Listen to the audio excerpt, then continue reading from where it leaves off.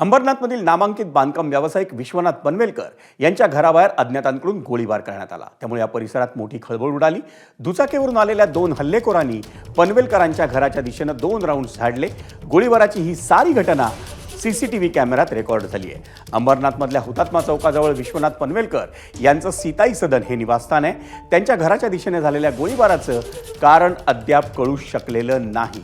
या प्रकरणी अंबरनाथच्या शिवाजीनगर पोलिसांकडून कसून तपास सुरू आहे। 2 अज्ञात इसमांनी दुपारी 2:15 वाजता बाईकवर येऊन 2 गोळ्या झाडून ते पसार झालेले आहेत। या अनुषंगाने आम्ही शिवाजीनगर पोलीस स्टेशन अंतर्गत गुन्हा दाखल करून पुढील कारवाई करत आहोत। एकूण पोलिसांची 4 पथकं आम्ही तैनात केलेली आहेत। शिवाय क्राईम ब्रांच जी आहे ती समांतर तपास करत आहे।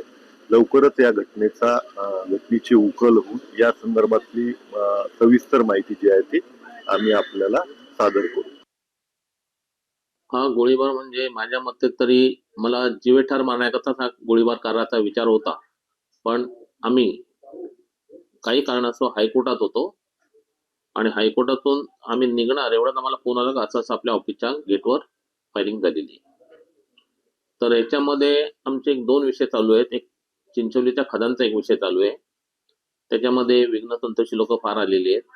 त्यात तो एक धनंजय हिरमाळी आलेला आहे, दुसरा तो महेश बनोटे आलेला आहेत आणि त्यांच्या मागे आपल्या इकडचे आमदार पण आलेले आहेत।